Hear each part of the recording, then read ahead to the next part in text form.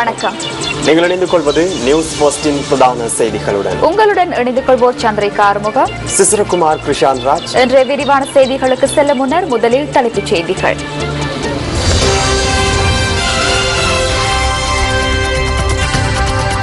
பதிமூன்றாவது அரசியலமைப்பு திருத்தத்தை முழுமையாக அமுல்படுத்த இலங்கைக்கு அழுத்தம் கொடுக்குமாறு இந்தியாவிடம் தமிழ் தேசிய கூட்டமைப்பு கோரிக்கை. கிதுல்கல மற்றும் எடியாந்தோட்ட ஆகிய பகுதிகளுக்கு 200 மில்லிமீட்டருக்கும் அதிக மழை வீழ்ச்சி. 4 மாவட்டங்களுக்கு மண் சரிவு எச்சரிக்கை. கொழும்பின் சில வீதிகளில் மரம் முறிந்து வீழ்ந்துள்ளன. எபோலா பரவியுள்ள 4 ஆப்பிரிக்க நாடுகளுக்கு இலங்கையிலிருந்து விசா ரத்து. மரிக்கார் ஐக்கிய தேசிய கட்சியின் தொகுதி அமைப்பாளராக நியமனம். இனி விரிவான செய்திகள். ஐக்கிய தேசிய கட்சியின் கொலனாவை தொகுதி அமைப்பாளராக மரிக்கார் இன்று நியமிக்கப்பட்டுள்ளார். ஐக்கிய தேசிய கட்சியின் தலைவர் ரணில் விக்ரமசிங்க இதற்கான நியமன கடிதத்தை வழங்கி வைத்தார். கடந்த மேல்மாகாண சபை தேர்தலின் ஊடாக மரிக்கார் அரசியலுக்குள் பிரவேசித்தார். இதன்போது 67,886 வாக்குகளை பெற்று எதிர்க்கட்சியில் கூடிய வாக்குகளை பெற்றுக் கொண்டவராக தெரிவு செய்யப்பட்டார். කොළොන්නා මැතිවරණ කොට්ටාශය කියලා කියන්නේ කොළඹ නගරයට ආසන්නව තිබුණත් கொழும்பிற்கருகில் காணப்பட்டாலும் கொலன்னாவ தேர்தல் தொகுதி என்பது அபிவிருத்தியில் பின்தங்கியும் அடிப்படை வசதிகள் இன்றி பொதுமக்கள் பல்வேறு துன்பங்களை அனுபவிக்கும் போதைப் பொருள் மையமாகவே காணப்படுகின்றது. ஆகவே இந்த நிலையை மாற்றி அங்குள்ள இளைஞர் யுவதிகளுக்கு வேலை வாய்ப்புகளை பெற்றுக் கொடுத்து போதைப் பொருளை அடியோடு ஒழித்து ஐக்கிய தேசிய கட்சியின் அரசாங்கத்தின் கீழ் அபிவிருத்தி அடைந்த தேர்தல் தொகுதியாக ஸ்தாபிக்கும் பொறுப்பை நான் ஏற்றுக்கொள்ள தயாராக உள்ளேன். 20 ஆண்டுகளுக்கு பின்னர் ஐக்கிய தேசிய கட்சி ஆதரவாளர்களால் நிமிர்ந்து நிற்கக்கூடிய சூழலை எதிர்வரும் 2 மாதத்தில் அனைவரையும் ஓரணியில் திரட்ட நாங்கள் தயாராக உள்ளோம். තියාගෙන කොළොන්නාවේ ඉන්න පුළුවන් වාතාවරණයක් ඉදිරි මාස දෙක ඇතුළත අපි සියලු දෙනා එකතු වෙලා එකවන්ව එකට නැගී සිට හදන්න අපි සූදානම්. විශේෂයෙන්ම මම සතුටු වන්නේ මරික්කාර් මැතිතුමා කියන්නේ දක්ෂ පක්ෂ හපංකම් තිබෙන හොඳ දර්ශනයක් තුලින් හොඳ වැඩපිළිවෙලක් තුලින් மரிக்கார் சிறந்த வேலைத்திட்டங்களை கொண்ட திறமையான இளம் தலைவர் என்பதால் எனக்கு மகிழ்ச்சியாக உள்ளது. திறமையானவர்களுக்கு ஐக்கிய தேசிய கட்சி சந்தர்ப்பம் கிடைப்பதால் எதிர்காலத்தில் ஐக்கிய தேசிய கட்சிக்கு சிறந்த பயணத்தை முன்னெடுக்க முடியும். පක්ෂය තුල තැනක් ලැබුණයි කියන්නේ නියත වශයෙන්ම එක්සත් ජාතික පක්ෂයට ඉදිරි අනාගතයේදී හොඳ ගමනක් යන්නට පුළුවන්. கொழும்பு நகரசபையின் தலைவர் டிபி ரவீந்திர உதயசாந்தவிற்கு கொழும்பு நீதவான் நீதிமன்றம் இன்று பிணை வழங்கியுள்ளது. உபத்தலைவரை தாக்கியதாக அவருக்கு எதிராக குற்றம் சுமத்தப்பட்டிருந்தது. கொழும்பு மேலதிக நீதவான் நிரோஷா பெர்னாண்டோவினால் 1 லட்சம் ரூபாய் சரீர பிணையில் செல்ல நகரசபையின் தலைவருக்கு அனுமதி வழங்கப்பட்டது.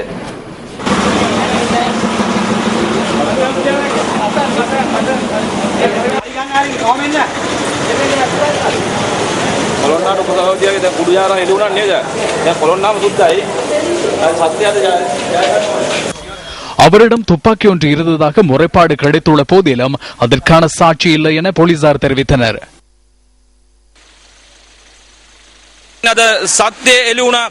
உண்மை இன்று வெளிப்பட்டுள்ளது. கொலன்னாவியை பாதுகாக்க நமக்கு இது ஒரு சந்தர்ப்பமாகும்.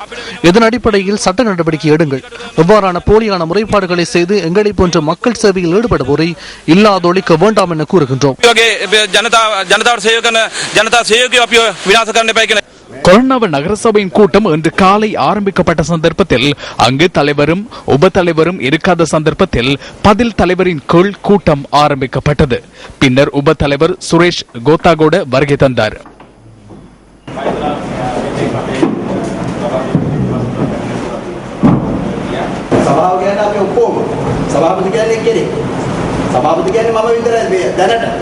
சபை என்பது நாம் அனைவரும், தலைவர் என்பது ஒருவர். தற்போது தலைவர் நான் மட்டும்தான். இவ்வாறு சபை நடவடிக்கைகளை முன்னெடுக்க எனக்கு விருப்பமில்லை. தலைவர் என்னை துப்பாக்கியில் தாக்கவில்லை அல்லது பிரச்சனை இல்லை என்று வைத்துக் கொள்வோம். உறுப்பினர்கள் தாக்கிக் கொண்டார்கள் அல்லது ஊழியர்கள் உபத்தலைவரை தாக்கினார்கள் என்றால் அது இந்த சபை மீதான தாக்குதலாகும். இதனை தொடர்ந்து பேசுவதற்கு நான் விரும்பவில்லை. ஆனால் அவ்வாறான சம்பவம் கடந்த 2ஆம் தேதி இடம்பெற்றது. சபை அந்த அளவிற்கு இழிவை சந்தித்துள்ளது. ஆகவே தான் இதனை சட்ட விதிகளுக்கு கொண்டு செல்லுமாறு கேட்கின்றேன்.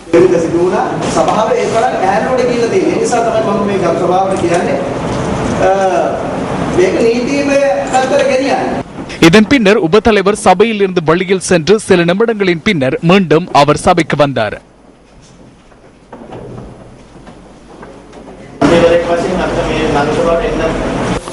உறுப்பினர்கள் என்ற வகையில் சபைக்கு வர முடியாத நிலை ஏற்பட்டுள்ளது. ஏனென்றால் இவ்வாறு உபதலைவர் மீது தாக்குதல் நடத்துவது என்பது சபையை அவமதிக்கும் செயலாகும். நம்மை தாக்குவார்கள் என்ற அச்சத்திலேயே நாங்கள் சபைக்கு வருகின்றோம்.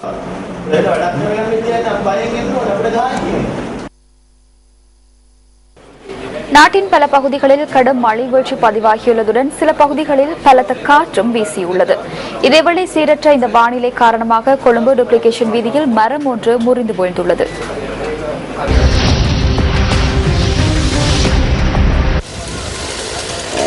கொல்லுப்பிட்டி டூப்ளிகேஷன் வீதியில் மரம் ஒன்று முறிந்து வீழ்ந்ததில் போக்குவரத்து நடவடிக்கைகளுக்கு தடை ஏற்பட்டது. முறிந்த மரத்துக்கு அடியில் கார் ஒன்றும் முச்சக்கர வண்டி ஒன்றும் ஆக்கப்பட்டிருந்ததுடன் வீதியில் பாரிய போக்குவரத்து நெரிசல் ஏற்பட்டது.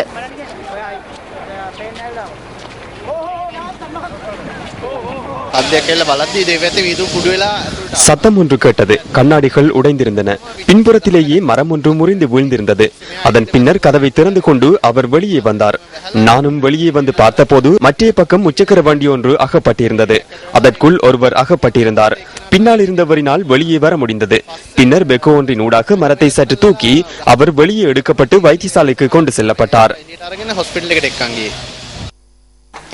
இதேவேளை வறட்சியினால் பாதிக்கப்பட்ட ஹம்பாந்தோட்டையில் இன்று அதிகாலை முதல் மழை பெய்தது. வறட்சியினால் லுடுகம்பிகர சூரியவெவ ஹம்பாந்தோட்டை பிரதேச மக்கள் பாரிய அளவில் பாதிக்கப்பட்டிருந்தனர். எவ்வாறாயினும் 8 மாதங்களின் பின்னர் இன்று குறித்த பகுதிகளில் மழை பெய்ததாக எமது பிராந்திய செய்தியாளர் கூறினார். இரண்டாவது பருவப்பெயர்ச்சி காலநிலையின் போது குறிப்பாக வறட்சி நிலவிய பகுதிகளில் மாலை வேளைகளில் மழை பெய்யக்கூடும் என வளிமண்டலவியல் திணைக்களம் எதிர்வு கூறியுள்ளது. நேற்றிரவு முதல் பெய்த கடும் மழையினால் காலி நகரின் சில வீதிகள் நீரில் மூழ்கின. மழையுடன் மொரகொடவாவி பெருக்கெடுத்தமையினால் காலி கொன்கக சந்தியின் அப்துல் வஹாப் மாவட்டத்தின் கலுவெல்ல வீதி இவ்வாறு மூழ்கி காணப்பட்டதாக எமது பிராந்திய செய்தியாளர் தெரிவிக்கின்றார். காலியில் 81.1 மில்லிமீட்டர் மழை வீழ்ச்சி பதிவாகியுள்ளதுடன் நவலம பிரதேசத்தில் 101 மில்லிமீட்டர் மழை வீழ்ச்சி பதிவாகியுள்ளது. இதேவேளை ஹிக்கடுவ அலுத்வல வீதி நீரில் மூழ்கியிருந்ததுடன் போக்குவரத்துக்கும் பாதிப்பு ஏற்பட்டிருந்தது. சிலாபம் கொழும்பு பிரதான வீதியின் மாரவல மற்றும் மெதகம பிரதேசங்களில் உள்ள வீதியில் மரம் முறிந்து வீழ்ந்தமையால் போக்குவரத்துக்கு இடையூறு ஏற்பட்டிருந்தது. இதனால் குறித்த வீதியின் போக்குவரத்து 15 நிமிடங்கள் தடைப்பட்டிருந்ததாக எமது பிராந்திய செய்தியாளர் கூறினார். நிலவும் சீரற்ற வானிலையினால் சிலாபம் மீனவர்கள் கடலுக்கு செல்வதை தவிர்த்துள்ளதாக எமது பிராந்திய செய்தியாளர் தெரிவித்தார். காற்றின் வேகம் மணித்தியாலத்துக்கு 70 கிலோமீட்டர் வரை அதிகரிப்பதற்கான வாய்ப்புகள் காணப்படுவதால் மீனவர்கள் தொடர்ந்தும் அவதானத்துடன் இருக்குமாறு வளிமண்டலவியல் திணைக்களம் சுட்டிக்காட்டியுள்ளது. மழையினால் மாரவல மீகொட உள்ளிட்ட சில பிரதேசங்களின் 1000 ஏக்கர் வயல் நிலங்கள் அழிவடைந்துள்ளதாக எமது பிராந்திய செய்தியாளர் கூறினார். 4 ஏக்கர் நிலப்பரப்பில் பயிற்சியை முன்னெடுத்திருந்தோம். அனைத்தும் நீரில் மூழ்கியுள்ளன. கால்வாயை தூய்மை செய்து நீரை அகற்றுவதற்கு இடமளிக்கவில்லை. நாம் கடன் பெற்றே இந்த நடவடிக்கைகளை முன்னெடுத்துள்ளோம். நுவரெலியா, பதுளை மற்றும் பண்டாரவளை ஆகிய பிரதேசங்களில் இன்றைய தினம் கடும் பனிமூட்டத்துடனான வானிலையே நிலவியது. எவ்வாறாயினும் நாளை முதல் மழை வீழ்ச்சி குறைவடையக்கூடும் என வளிமண்டலவியல் திணைக்களம் குறிப்பிடுகின்றது. தொடர்ந்தும் ஹம்பாந்தோட்டையில் மழை வீழ்ச்சியை எதிர்பார்க்க முடியும் என வளிமண்டலவியல் திணைக்களம் தெரிவிக்கின்றது. கொலுப்பிட்டி டூப்ளிகேஷன் வீதியில் மரம் முறிந்து வீழ்ந்ததில் வாகனங்கள் சில சேதமடைந்திருந்தன. குறித்த மரத்தை வெட்டி அகற்றி அதில் சிக்கொண்டிருந்தவர்களை மீட்கும் காட்சிகள் மற்றும் அது தொடர்பான மேலதிக தகவல்களை அறிந்து கொள்ள www.newsfirst.lk என்ற நமது இணையதளத்துக்குள் பிரவேசிப்பதன் மூலம் உங்களால் பெற்றுக்கொள்ள முடியும். வடக்கு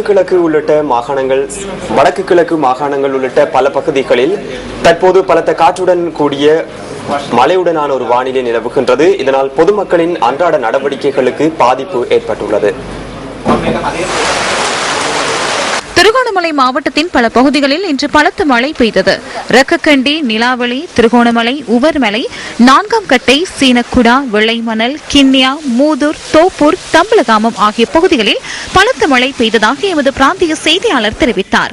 இதேவேளை நேற்று வீசிய சுழல் காற்றினால் கிண்ணியாவில் உள்ள 4 வீடுகளுக்கு சேதம் ஏற்பட்டதுடன் கிண்ணியா குறிச்சக்கேணி அரபா மகா வித்தியாலயத்தின் கூரைகள் காற்றினால் அள்ளுண்டு செல்லப்பட்டுள்ளன. இதேவேளை தம்பலகாமம் பகுதியை உடர்த்து வீசிய காற்றினால் பாதிக்கப்பட்டுள்ளவர்களுக்கு நிவாரணங்களை வழங்குவதற்கு தேவையான நடவடிக்கைகள் எடுக்கப்பட்டுள்ளதாக மாவட்ட செயலாளர் குறிப்பிட்டுள்ளார். திருகோணமலை மாவட்டத்தின் மூதூர், தோப்பூர், கிண்ணியா, முள்ளிப்பொத்தானை, கந்தலாய், சேருவில, குச்சவெளி, நிலாவெளி, புல்மோட்டை, பன்குளம் ஆகிய பகுதிகளில் நேற்று பிற்பகல் கடும் மழை பெய்துள்ளது. இதேவேளை சூரங்கலில் இருந்து தம்பலகாமம் வரை மேற்கொள்ளப்பட்டு வரும் வீதி புனரமைப்பு நடவடிக்கை காரணமாக அந்த வீதியூடான போக்குவரத்து ஸ்தம்பிதமடைந்துள்ளது. சுழல் காற்று காரணமாக கிண்ணியா பிரதேச செயலாளர் பிரிவுக்குட்பட்ட காக்காமுனை, கச்சக்குடித்தீவு ஆகிய பகுதிகளில் உள்ள 5 வீடுகளுக்கு சேதம் ஏற்பட்டுள்ளன. மட்டக்களப்பு மாவட்டத்தில் நிலவிய வறட்சியை நீக்கும் வகையில் தற்போது மழை பெய்த வண்ணம் உள்ளது. மாவட்டத்தின் பாசிக்குடா, மயிலம்பாவெளி, வாகனேரி, களுவாஞ்சிக்குடி உள்ளிட்ட பல பகுதிகளில் மழை வீழ்ச்சி பதிவாகியுள்ளது. கிளிநொச்சி மாவட்டத்தில் கடந்த காலங்களில் போதிய அளவு மழைவீழ்ச்சி பதிவாகாத நிலையில் இன்று பல பகுதிகளில் பலத்த மழைவீழ்ச்சி பதிவாகியது. சிறுபோக அறுவடை முன்னெடுக்கும் சந்தர்ப்பத்தில் இவ்வாறான மழைவீழ்ச்சி பதிவாகினால் அறுவடையை பாதிக்கும் என விவசாயிகள் தெரிவிப்பதாக எமது பிராந்திய செய்தியாளர் கூறினார். மலையகத்தில் தொடர்ந்தும் பலத்த மழை பெய்வதால் தாழ்நில பகுதிகளில் வெள்ளம் ஏற்பட்டுள்ளது. இந்த மழையினால் உயர்தர பரீட்சையில் தோற்றும் மாணவர்களும் தோட்ட தொழிலாளர்களும் அதிக அளவில் பாதிக்கப்பட்டுள்ளதாக எமது பிராந்திய செய்தியாளர் குறிப்பிட்டார்.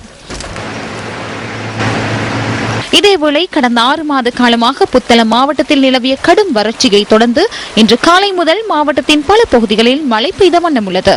புத்தளம், முந்தல், கல்பிட்டி, சிலாபம், முன்னேஸ்வரம், நாத்தாண்டி, மாரவில, மாதம்பை, தங்கொட்டுவ, ஆனமடுவ, தப்போவ, நவகத்தேங்கம மற்றும் கருவலகஸ்லவ போன்ற பகுதிகளில் மழைவீழ்ச்சி பதிவாகியுள்ளதாக எமது பிராந்திய செய்தியாளர் தெரிவிக்கின்றார். அத்துடன் மாவட்டத்தின் குளங்கள் மற்றும் தாழ் பிரதேசங்களில் ஓரளவு நீர் நிரம்பி காணப்படுவதாகவும் அவர் கூறினார்.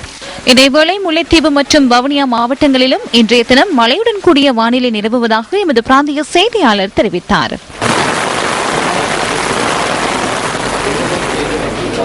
இந்திய விஜயத்தில் ஈடுபட்டுள்ள தமிழ் தேசிய கூட்டமைப்பின் பிரதிநிதிகள் குழு அந்த நாட்டின் வெளிவிவகார அமைச்சர் சுஷ்மா ஸ்வராஜை சந்தித்து கலந்துரையாடியுள்ளனர்.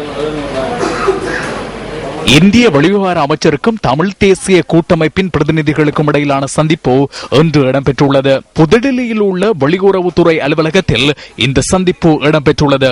இலங்கையில் மாகாணங்களுக்கு இடையில் அதிகார பகிர்வு மேற்கொள்ளப்படுவதனை புதுடில்லி உறுதி செய்ய வேண்டும் என இதன்போது தமிழ் தேசிய கூட்டமைப்பினர் வலியுறுத்தியதாக ராய்ட்டர்ஸ் செய்தி சபை தெரிவிக்கிறது. இது தவிர 13வது அரசியலமைப்பு திருத்தத்தை முழுமையாக அமுல்படுத்துவது குறித்து இந்தியா இலங்கைக்கு அழுத்தம் கொடுக்க வேண்டும் எனவும் தமிழ் தேசிய கூட்டமைப்பின் குழுவினர் சுட்டிக்காட்டியுள்ளனர். இந்திய முன்னாள் பிரதமர் ராஜீவ் காந்தி மற்றும் இலங்கையின் முன்னாள் ஜனாதிபதி JR ஜெயவர்தன ஆகியோருக்கிடையே 1987 ஆண்டு ஏற்படுத்திக் கொள்ளப்பட்ட புரிந்துணர்வு உடன்படிக்கையின் பிரகாரம் 13வது அரசியலமைப்பு திருத்தம் அறிமுகப்படுத்தப்பட்டது. இந்திய வெளிவிவகார அமைச்சருடனான சந்திப்பின் பின்னர் தமிழ் தேசிய கூட்டமைப்பின் பிரதிநிதிகள் குழுவினர் ஊடகங்களுக்கு கருத்து வெளியிட்டனர். நமது மக்களுடைய உரிமைகள் சம்பந்தமாக, மக்களுடைய நிலைமைகள் சம்பந்தமாக நாங்கள் தெளிவாக அவர்களுடன் கருதியிருக்கின்றோம். சில முக்கியமான கோரிக்கைகளை நாங்கள் முன்வைத்திருக்கின்றோம். கூட்டங்கள் மிகவும் திருப்திகரமாக அமைந்தன. நாங்கள் நாளைக்கு பிரதமரை சந்திக்க இருக்கின்றோம். பிரதமரை சந்திக்கும் வரையில் இதற்கு மேலதிகமாக எதையும் சொல்வது முறையாக இருக்கும் என்று நான் நினைக்கவில்லை. நாங்கள் பிரதமரை சந்தித்த பிறகு நமது இந்திய விஜயம் சம்பந்தமாக நாங்கள் ஒரு அறிக்கையை நாங்கள் வெளியிடுவோம். வடகிழக்கில் இருக்கக்கூடிய நிலைமைகள் தொடர்பாக மிக தெளிவாக நாங்கள் சொல்லியிருக்கின்றோம். நாங்கள் எவ்வாறு அங்கு ராணுவ அடக்குமுறைக்குள், ராணுவ ஒக்குபேஷன், ஆர்மி ஒக்குபேஷனுக்குள் நாங்கள் எவ்வாறு அங்கு தமிழ் மக்கள் இருக்கிறார்கள். வடக்கு மாநிலத்தை பொறுத்தவரையில் 10 லட்சம் மக்கள் 1.5 லட்சம் ராணுவத்துக்கு மத்தியில் வாழ வேண்டிய ஒரு துப்பாக்கியமான சூழ்நிலை. இதனால் ஏற்பட்டு வரக்கூடிய சமூக பிரச்சனைகள், மக்கள் மீள குடியேற முடியாத நிலைமை, மிக பிரம்மாண்டமான அளவிலான நிலங்களை ராணுவம் கைப்பற்றியிருக்கின்றமை, இதனால் இலங்கையில் இருக்கக்கூடிய தமிழ் மக்கள் மிக கணிசமான பிரிவினர் மீள குடியேற முடியாத நிலைமை, தமிழகத்தில் வந்திருக்கக்கூடிய இலங்கை தமிழ் மக்கள் மீள போக முடியாத நிலைமை என பல விடயங்களை நாங்கள் அவர்களை சொல்லியிருக்கின்றோம். ஒரு அரசியல் தேர்வு தொடர்பாக இலங்கை அரசாங்கத்தினுடைய அக்கறையின்மை, வடகிழக்கில் அவர்கள் ஒரு சிங்கள மக்களை, சிங்கள ராணுவத்தை குடியேற்றி தமிழ் மக்களுடைய விகிதாசாரத்தை மாற்றுவதற்கு அவர்கள் எடுக்கக்கூடிய நிலைமைகள், இந்த நிலைமைகள் தொடருமாக இருந்தால் அந்த அடுத்த 5-6 வருஷங்களுக்குள் தமிழ் மக்கள் இன்னும் எவ்வளவு தூரம் பாதிக்கப்படுவார்கள், அவர்களுடைய தனித்துவத்தை இழந்து, ஐடென்டிட்டியை இழந்து, அவர்கள் தமிழ் மக்கள் அங்கு வாழ்ந்தார் என்ற நிலைமைகளே இல்லாமல் போகக்கூடிய அந்த சூழ்நிலைகளை மிக தெளிவாக கூறியிருக்கின்றோம். நாளை நாளைக்கு பிரதமரை சந்திக்க பொழுதும் கூட நாங்கள் இந்த விடயங்களை இன்னும் மிக தெளிவாக கூற இருக்கின்றோம். இது தொடர்பாக இலங்கை அரசாங்கத்துடன் பேசி மிக காத்திரமான நடவடிக்கைகள் எடுக்க வேண்டும் என்பதை நாங்கள் வற்புறுத்தி இருக்கின்றோம். எமது பேச்சுக்களை மிக அவதானமாக செவிமடுத்திருக்கிறார்கள். இலங்கை தமிழ் மக்கள் கௌரவமாக உரிமைகளுடன் வாழ வேண்டும் என்பதில் தாங்கள் உறுதியாக இருப்பதாக எங்களுக்கு சொல்லியிருக்கின்றார்கள். நான் நம்புகின்றேன் எதிர்காலத்தில் ஆணித்தரமான சில நடவடிக்கைகளை எடுப்பார்கள் நாங்கள் எதிர்பார்க்கிறோம். இலங்கை அரசாங்கம் 13வது திருத்தத்தை இல்லாமல் செய்வதற்கான நடவடிக்கைகளை தான் எடுக்கின்றதை தவிர அதனை நடைமுறைப்படுத்துவதற்கான நடவடிக்கைகள் இல்லை என்பதை நாங்கள் சொல்லியிருக்கின்றோம்.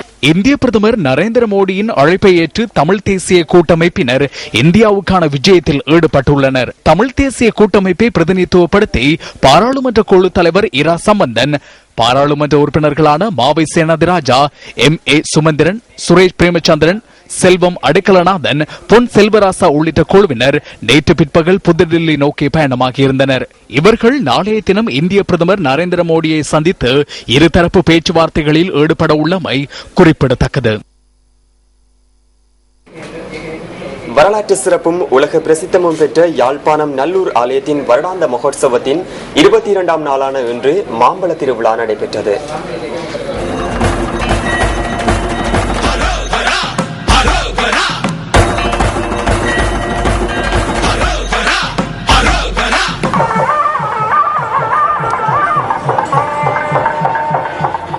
சிவபூமி என சிறப்பிக்கப்படும் ஈழநாட்டிலே சிவனுக்கு அடுத்து தமிழர்களின் கடவுளான முருகப்பெருமான் முக்கிய இடத்தை வகிக்கின்றார். முருக திருத்தலங்கள் நிறைந்த ஈழத்தின் வடபுலத்தில் யாழ்மண்ணின் நெல்லை நகரில் நடுநாயகனாக கோயில் கொண்டுள்ள நல்லூர் கந்தனின் வருடாந்த மகோற்சவத்தின் 22ஆம் நாளாகிய இன்று மாம்பழ திருவிழா வெகு விமரிசையாக நடைபெற்றது. நாளொரு அழகோடு நெல்லை நகரில் வலம் வரும் கந்தன் இன்று மாம்பழ திருவிழாவை முன்னிட்டு வெளிவீதி வலம் வந்து பக்தர்களுக்கு அருட்காட்சி அளித்தார்.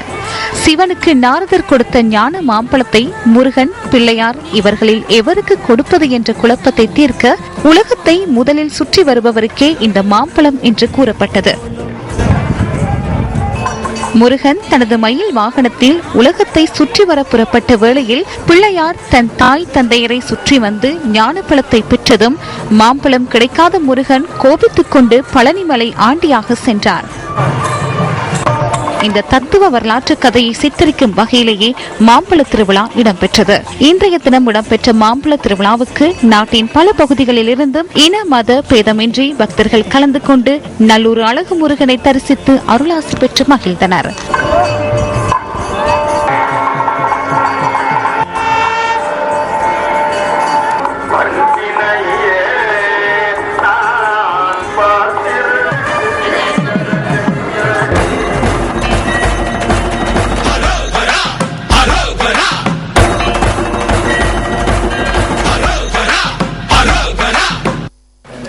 நாட்டில் சட்டம் அமுலில் இல்லாத போது நடைமுறையில் சட்டத்துக்கு புறம்பாக தகவல்கள் சேகரிக்கப்படுவதாக பிரஜைகள் முன்னணியின் செயலாளர் நாயகமும் பாராளுமன்ற உறுப்பினருமான ஜே ஸ்ரீரங்கா குறிப்பிடுகின்றார். பாராளுமன்றத்தில் நேற்று இடம்பெற்ற விவாதத்தில் கலந்து கொண்டு உரையாற்றும் போதே அவர் இந்த கருத்தை வெளியிட்டிருந்தார். அந்த நாட்டிலே சட்டம் என்பது அமுலில் இல்லாத பொழுது நடைமுறையில் சட்டத்துக்கு புறம்பாக மக்களிடம் தகவல்கள் சேர்க்கப்படுகின்றன. உண்மையில் இந்த விடயம் தமிழ் மக்களை பொறுத்த மட்டிலே ஒரு புதிய விடயம் அல்ல. கடந்த 30 வருட யுத்தத்திலே அவர்களுடைய சகல விடயங்களும் எந்த சட்டத்துக்கும் அப்பால் பெறக்கூடிய நிலைமையிலே இருந்தது. போலீஸ் நிலையத்திலோ அல்லது வீடு வீடாக சென்று அவர்கள் பதிவு செய்ய வேண்டும், கொழும்பில் வருகின்ற எவரும் பதிவு செய்ய வேண்டும் என்ற ஒரு நிலைமை இருந்தது. ஆனால் அப்பொழுது இந்த பாராளுமன்றத்தில் துரதிர்ஷ்டவசமாக எந்த ஒரு பாராளுமன்ற உறுப்பினர்களும் இந்த விவாதத்தை இந்த சபையிலே எடுக்கவில்லை. ஆனால் அன்று வடகிழக்கில் அமுல்படுத்தப்பட்ட அந்த முறை இன்று இலங்கை பூராக வியாபித்து வருகிறது. ஆனால் இன்று நாட்டிலே யுத்தம் முடிந்தது என்று அரசு அறிவித்ததன் பின்பு என்ன ஒரு தேவை இருக்கிறது? இப்படியான தகவல் சேகரிப்பு என்பதுதான் இன்று தெற்கிலே சவுத்திலே ஏற்பட்டிருக்கின்ற ஒரு பாரிய பிரச்சனை. உண்மையிலேயே இந்த தகவல்கள் யாருக்கு செல்கிறது? இங்கு இன்னொரு விடயத்தையும் நான் குறிப்பிட விரும்புகிறேன். புரொடெக்டிங் கான்ஃபிடென்ஷியல் இன்ஃபர்மேஷன் ஆக்டை இந்த நாட்டிலே அமலில் இருக்கிறதா? உண்மையில் நீங்கள் இந்த சட்டத்தை கொண்டு வருவதாக இருந்தால் புரொடெக்டிங் கான்ஃபிடென்ஷியல் இன்ஃபர்மேஷனை கொண்டு வாருங்கள். அடுத்ததாக டேட்டா புரொடெக்டிங் ஆக்டை கொண்டு வாருங்கள். இல்லாவிட்டால் நீங்கள் புரொடெக்டிங் கான்ஃபிடென்ஷியல் இன்ஃபர்மேஷன் இல்லாத பொழுது இந்த தகவல்களை யாருக்கு கொடுக்க போகிறீர்கள்? அதாவது ரகசிய தகவல் பாதுகாப்பு சட்டம் என்பது இலங்கையிலே நடைமுறையிலேயோ அல்லது ஆக்டிலேயோ இல்லாத பொழுது இந்த தகவல்கள் வெளியில் போகின்ற பொழுது அதற்கு பதில் சொல்பவர் யார்? இந்த தகவல்கள் யாருக்கு வழங்கப்பட போகிறீர்கள்? அல்லது இந்த தகவல்களை பாதுகாப்பதற்கான சட்டங்கள் இந்த நாட்டில் இருக்கிறதா? இதை கொண்டு வருவதற்கு முன்பு நீங்கள் உண்மை கொண்டு வர வேண்டும். இந்த பாராளுமன்றத்துக்கு புரொடெக்டிங் கான்ஃபிடென்ஷியல் இன்ஃபர்மேஷன் ஆக்டை கொண்டு வர வேண்டும். உயிர்கொல்லி இபோலா வைரஸ் காணப்படும் 4 ஆப்பிரிக்க நாடுகளில் இருந்து நாட்டுக்கு வருகை தரும் நபர்களுக்கு விமான நிலையத்தில் விசா வழங்குவதற்கு தற்காலிக தடை விதிக்கப்பட்டுள்ளதாக வெளிவிவகார அமைச்சு இன்று அறிவித்துள்ளது. இது தொடர்பான விரிவான தகவல்களை நியூஸ் ஃபர்ஸ்டின் டுநைட் செய்திகளில் எதிர்பாருங்கள். இதேவேளை வெள்ளை வேன் நிகழ்ச்சி திட்டத்தை மீண்டும் கொண்டு வருவதற்கு இந்த தகவல் சேகரிப்பு அரசுக்கு உதவியாக அமையும் என்பதால் ரகசிய பாதுகாப்பு சட்டம் அமுல்படுத்தப்பட வேண்டும் எனவும் பாராளுமன்ற உறுப்பினர் ஜெய ஸ்ரீரங்கா சுட்டிக்காட்டினார். வெள்ளை வேன் நிகழ்ச்சி திட்டம் ஒன்று 95ஆம் ஆண்டிலிருந்து மிகவும் விழாவாரியாக நடந்தேறிய காலம் இருக்கிறது. ஆனால் இந்த வெள்ளை வேன் 95இலிருந்து இன்று வரை எதிர்க்கட்சிகளால் ஒரு சில நாள் பேசப்படுகின்றன. ஆனால் ஆரம்ப காலகட்டத்திலே 95ஆம் ஆண்டிலிருந்து நான் நினைக்கிறேன் பெரும்பான்மை இனத்தைச் சேர்ந்த வாசுதேவ நாணயக்காராவை தவிர்ந்த வேற எவரும் அதை பற்றி பெருசாக அலட்டிக் கொள்வதில்லை. தமிழ் பாராளுமன்ற உறுப்பினர்கள் தான் அதை பெரிதும் அலட்டிக் கொண்டார்கள், பேசிக் கொண்டார்கள், அதற்காக உரையாற்றினார்கள். ஆனால் வாசுதேவ நாணயக்கார அவர்கள் தான் 96, 97ஆம் ஆண்டு பொல்கொட வாவியிலே 200க்கும் மேற்பட்டவர்கள் வெள்ளவானில் கடத்தி இறந்ததை பற்றி பேசினார். ஆனால் இன்று ஒரு வெள்ளவான் நிகழ்ச்சி திட்டத்தை கொண்டு வருவதென்றால் இந்த தகவல் சேகரிப்பு மிகவும் உதவியாக இருக்கும் என்றால் சகல விடயங்களும் அதற்கு உள்ளடக்கப்படும். எனவே அந்த ஒருவரின் தகவலை நீங்கள் எடுக்கிறீர்களாக இருந்தால் அந்த தகவல்கள் அதற்காக நாங்கள் ரகசிய தகவல் பாதுகாப்பு சட்டத்தை நீங்கள் கொண்டு வர வேண்டும். கொண்ட தகவல்களை நீங்கள் பாதுகாக்க வேண்டும். அம்பாறை மாவட்டத்தில் நுரைச்சோலை விவசாயிகளினால் இன்று கவனஈர்ப்பு போராட்டம் ஒன்று முன்னெடுக்கப்பட்டது. அக்கரைப்பற்று பிரதேச செயலகத்துக்கு முன்பாக இடம்பெற்ற இந்த கவனஈர்ப்பு போராட்டத்தை நுரைச்சோலை விவசாயிகள் அமைப்பு ஏற்பாடு செய்திருந்தது. வறட்சியினால் பாதிக்கப்பட்ட விவசாயிகளுக்கு இழப்பீடு வழங்க கோரியும் விவசாயம் செய்வதற்கான அனுமதியை வழங்குமாறு கோரியும் இந்த ஆர்ப்பாட்டம் முன்னெடுக்கப்பட்டது. இந்த பகுதிகளில் உள்ள 1115 ஏக்கர் காணியை 1960ஆம் ஆண்டு கரும்பு செய்கையை மேற்கொள்வதற்காக அரசாங்கம் சுவீகரித்துக் கொண்டது. இதன் காரணமாக காணிகளை இழந்த விவசாயிகள் தமது காணிகளுக்கு மாற்றீடாக காணிகளை வழங்குமாறு கோரிக்கை விடுத்ததை அடுத்து 1986ஆம் ஆண்டு அரசாங்கத்தினால் மாற்று காணிகள் வழங்கப்பட்டன. இந்த காணிகளில் 1990ஆம் ஆண்டு முதல் கரும்பு செய்கை மேற்கொள்ளப்பட்டு ஹிங்குரான சீனி தொழிற்சாலைக்கு விவசாயிகள் வழங்கி வந்தனர். அசாதாரண சூழ்நிலை காரணமாக ஹிங்குரான சீனி தொழிற்சாலை மூடப்பட்டதை அடுத்து தமது கரும்பு உற்பத்திகளை சந்தைப்படுத்த முடியாத நிலையில் கரும்பு செய்கைக்கு பதிலாக நெற்செய்கையை விவசாயிகள் மேற்கொண்டனர். தற்போது மீண்டும் ஹிங்குரான சீனி தொழிற்சாலை இயங்க ஆரம்பித்ததை அடுத்து மீண்டும் கரும்பு செய்கையில் ஈடுபட வேண்டும் என வலியுறுத்தப்பட்டதாக விவசாயிகள் தெரிவிக்கின்றனர். எங்களுக்கு கடந்த இடப்போக வேளாண்மை செய்ய அனுமதிக்கவும் கரும்பு செய்யவும் இல்லை என்ற காரணத்தினால் எங்களுக்கு பெரிய வாழ்வாதார பிரச்சனை ஏற்பட்டிருக்கின்றது. இந்த வாழ்வாதார பிரச்சனையை நிவர்த்தி செய்யும் முகமாகவே நாங்கள் இந்த வறட்சி நிவாரணத்தை அரசாங்கத்திடம் எதிர்பார்க்கின்றோம். குறித்த 800 ஏக்கர் நிலப்பரப்பில் நெற்செய்கை மேற்கொள்வதற்கான சாதக நிலைமை காணப்பட்ட போதிலும் அதற்கான அனுமதி வழங்கப்படவில்லை என பாதிக்கப்பட்ட விவசாயிகள் கவலை தெரிவிக்கின்றனர். 1100 ஏக்கர்ல 300 ஏக்கர் மட்டும்தான் இப்ப கரும்பு செய்திருக்கு. காரணம் நீர் பற்றாக்குறை. அதனாலும் தாண்டி எங்களுக்கு வாழ்வாதாரம் மிகவும் கஷ்டமான நிலையில் இருக்கு. கரும்பு செஞ்சால் கரும்பு வெட்டுறதுக்கு ஆள் இல்லாத காரணம் கரும்பு செய்ய முதலாவது எங்களுக்கு தெரியாது. நெல் விவசாயத்தை பற்றி தான் எங்களுக்கு தெரியும். இதன் காரணமாக தமது வாழ்வாதாரம் பாதிக்கப்படுவதால் தமக்கு இழப்பீடு வழங்குமாறு கவனஈர்ப்பு போராட்டத்தில் ஈடுபட்ட விவசாயிகள் கோரிக்கை விடுத்தனர். சிறுமாவட்டத்திலிருந்து நெல் விவசாயம் கரும்பு செய்ய பண்ணக்கூடிய நிலையில் பாரிய ஒரு பொருளாதார வீழ்ச்சி அடைந்திருக்கும் விவசாயிகளாகிய நாங்கள் இன்று நிற்கதியற்ற ஒரு நிலைமையில் நின்று கொண்டிருக்கிறோம். ஆகவே எமது கோரிக்கைகள் ஒன்று எமக்கு ஏற்பட்ட நஷ்டத்துக்காக ஒரு வறட்சி நிவாரணமும் இரண்டாவது எமக்கு பெரும்போக நெல் விவசாயம் செய்வதற்கான அனுமதியும் கேட்டுக்கொள்கின்றோம். கவனஈர்ப்பு போராட்டத்தில் ஈடுபட்ட விவசாயிகளால் அக்கரைப்பற்று உதவி பிரதேச செயலாளரிடம் மகஜர் ஒன்றும் கையளிக்கப்பட்டது. உலகின் மிக பிரம்மாண்டமான வெளியக வானொலி கலையகமாக யாழ் நல்லூரில் அமையப்பெற்றுள்ள சக்தி வளாகத்தின் 5வது நாள் இன்றாகும். சிறுவர்களின் வினோத உடை போட்டி நிகழ்ச்சியுடன் இன்றைய 5வது நாள் நிகழ்வுகள் ஆரம்பமாகின. என்றுமே புதுமைகளை படிக்கும் சக்தி எஃப்எம் தொடர்ச்சியாக 5 வருடங்களாக யாழ் நேரலியை வெற்றிகரமாக நடாத்தி வருகின்றது. இம்முறை உலகின் மிக பிரம்மாண்டமான வானொலி கலையகத்தை யாழ் சக்தி வளாகத்தில் சக்தி எஃப்எம், சக்தி டிவி மற்றும் நியூஸ் ஃபர்ஸ்ட் ஆகியன இணைந்து ஏற்பாடு செய்து நிகழ்ச்சிகளை நேரடியாக ஒலிபரப்பி வருகின்றது. இதுவரை பல லட்சக்கணக்கான ரசிகர்கள் இந்த பிரம்மாண்ட வானொலி கலையகத்தை பார்வையிட்டுள்ளதுடன் தொடர்ந்தும் பெருந்திரளான மக்கள் வருகை தந்து கொண்டிருப்பதாக அங்கிருக்கும் எமது செய்தியாளர் குறிப்பிடுகின்றார். 6 படி முருகனின் திருவுருவங்களை தாங்கிய வகையில் 60 அடி அகலத்திலும் 50 அடி உயரத்தையும் கொண்டு உலகிலேயே மிக பிரம்மாண்டமான வெளியக வானொலி கலையகமாக நிர்மாணிக்கப்பட்ட சிறப்பை சக்தி வளாக பெறுகின்றமை விசேட அம்சமாகும். இதேவேளை நல்லூர் கந்தனின் சப்பர திருவிழாவான நாளையும் ரதோற்சவ திருவிழாவான நாளை மறுதினமும் நியூஸ் ஃபர்ஸ்ட் சக்தியின் திரை பரீட்சையும் குரல் தேர்வும் இடம்பெற உள்ளமை குறிப்பிடத்தக்கது. தனியார் துறை ஊழியர்களின் ஊழியர் சேமலாப நிதியத்திலிருந்து கடன் பெற்றுக்கொள்ளும் விதிவிதானத்தை பாராளுமன்றத்தில் நிறைவேற்றுவதில் ஏற்பட்டுள்ள தாமதம் தொடர்பில் எதிர்க்கட்சித் தலைவர் இன்று பாராளுமன்றத்தில் கேள்வி எழுப்பினார்.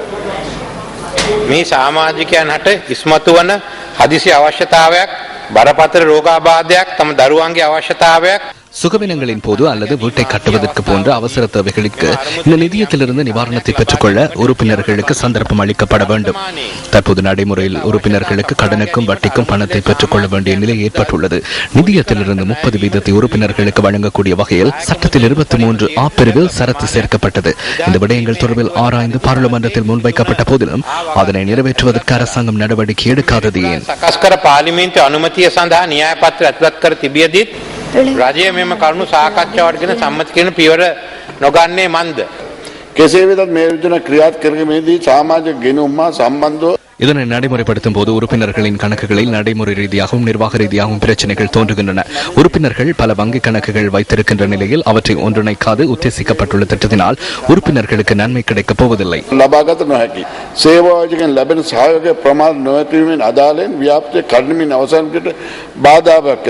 මේක දුත්තන රජයේ වැඩක් කියලා. ඉත හදිසි වැඩක් කියලා තමයි මේ සංශෝධනය ගෙනාවේ. இதனை அவசர திட்டம் என்றே பாராளுமன்றத்துக்கு கொண்டு வந்தனர். இதனை ஏற்றுக்கொண்டதாலேயே திருத்தங்களை முன்வைத்தோம். ஒரு நிலைப்பாட்டுக்கு வராவிடின் அதற்கான விவாதத்திற்கு செல்ல முடியும். இனி விளையாட்டுச் செய்தி. இளையோருக்கான ஒலிம்பிக் விழாவில் இலங்கை முதல் பதக்கத்தை இம்முறை வெற்றி கொண்டுள்ளது. பேட்மிண்டன் போட்டிகளில் கலப்பு இரட்டையர் பிரிவில் இலங்கையின் சச்சின் டயஸ் சீன வீராங்கனையுடன் இணைந்து வெண்கலப் பதக்கத்தை சுவீகரித்தார்.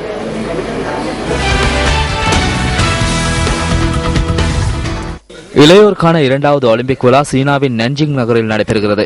இதன் பேட்மிண்டன் போட்டிகளின் கலப்பு இரட்டையர் பிரிவில் இலங்கையின் சச்சின் டயஸ் சீன வீராங்கனையான இ பிஞ்சியாவோவுடன் இணைந்து விளையாடினார். இந்த ஜோடி நேற்றிரவு நடைபெற்ற பேட்மிண்டன் கலப்பு இரட்டையர் பிரிவு வெண்கலப் பதக்கத்துக்கான போட்டியில் விளையாடியது. இவர்களை தாய்லாந்து மற்றும் சீன ஜோடி எதிர்த்தாடியது. போட்டியில் ஆரம்பம் முதலே அபாரமாக விளையாடிய சச்சின் டயஸ் மற்றும் இ பிஞ்சியாவோ ஜோடி 2-0 என்ற கணக்கில் வெற்றி ஈட்டி வெண்கல பதக்கத்தை தம்பசப்படுத்திக் கொண்டது. இது இளையோருக்கான ஒலிம்பிக் வரலாற்றில் இலங்கைக்கு கிடைத்த முதல் பதக்கமாகும். இத்துடன் நியூஸ் ஃபர்ஸ்டின் 8 மணி பிரதான செய்தி நிறைவு பெறுகின்றது. மீண்டும் சந்திக்கலாம் நியூஸ் ஃபர்ஸ்டின் 10:45 டு நைட் செய்திகளுடன். வணக்கம்.